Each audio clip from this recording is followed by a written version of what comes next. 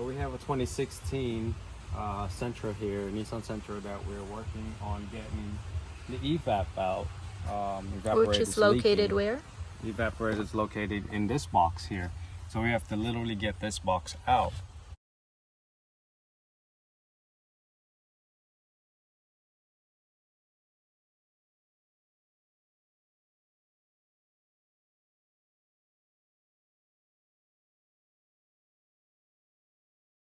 All of this hazardous thing, look at my hands, it's all cut up and bleeding for the past couple hours that we're doing. Not only that, the book time says that this thing takes only like 4 hours to do it.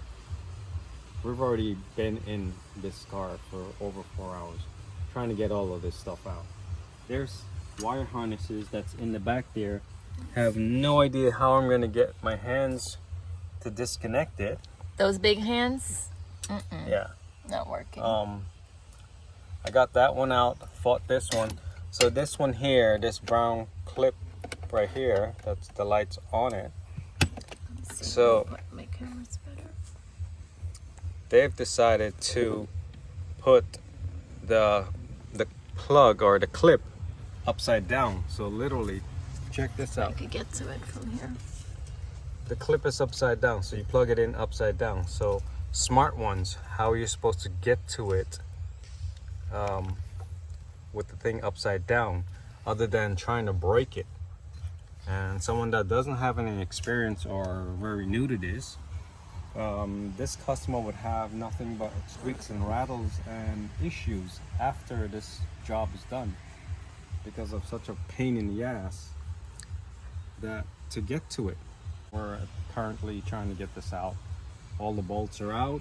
Bolts are located in there. And as through there, always, all the way in the back there. there's a bolt that's in the See? here we are.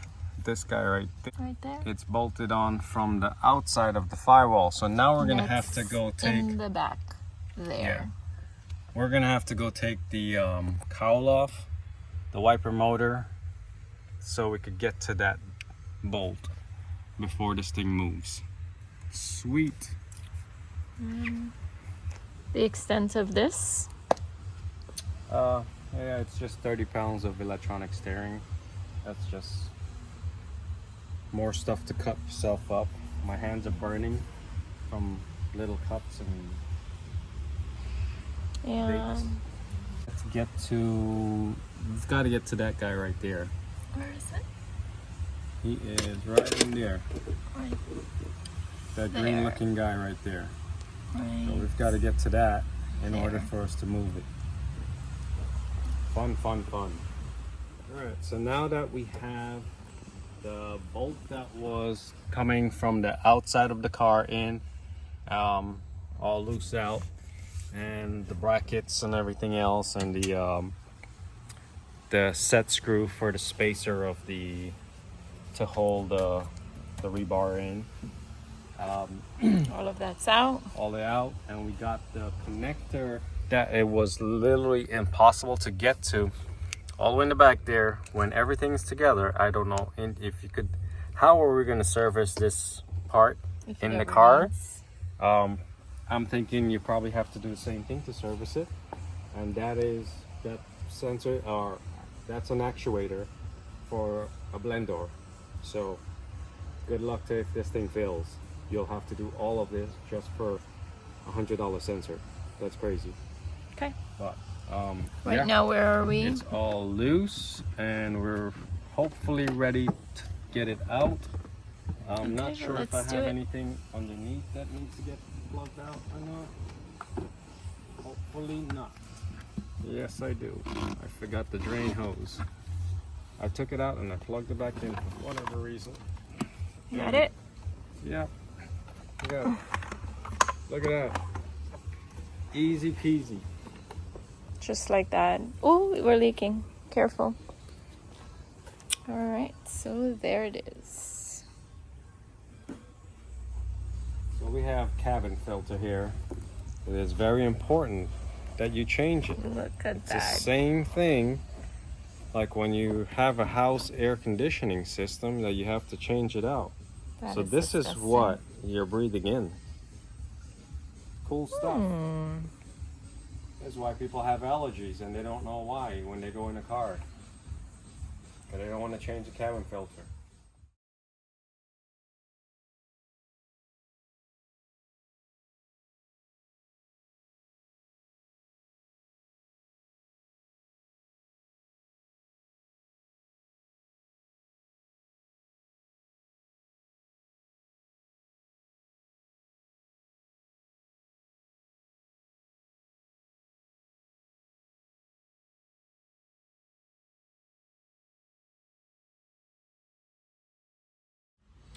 All right, after a very long battle of taking this thing apart, now it'll be fun putting it back in and getting all these doors and all of that stuff working in order.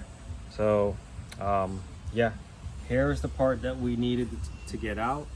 As you can see, it's really cruddy, crappy, because this is all due to not changing the cabin filter.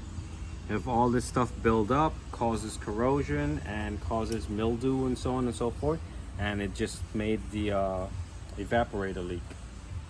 So this is mostly lack of maintenance that caused this issue. The expansion valve, which we have, we're going to change that out, put a new one in there. But yeah, this is what you breathe in when you're not wanting to change a cabin filter, because it costs too much and you're breathing this stuff in.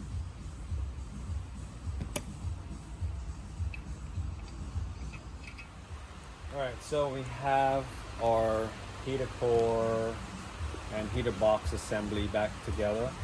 This literally was a royal pain. The way they put it together, it's kind of like a Lego set where it's stuck together. And when you pull it apart, it Point out a few literally, things. like, everything falls apart. So our duct system on there, it goes straight through and through, and then it's glued onto one side. So literally, it wasn't meant to come apart to service, I would say. It took so much time to do this. It's a pain. This is one of the reasons why at the dealership they said that they don't service them. They actually sell a whole unit, because it took us hours to get this thing back, get it apart and get it back together, and to make sure it works. So yeah, this was not a fun thing. There should have been some more thought in putting into this and process. And if someone's trying to do this on the ground or at home by themselves, good luck. You'll be there for weeks. This is literally not a fun thing, and I will not be doing this again, me personally.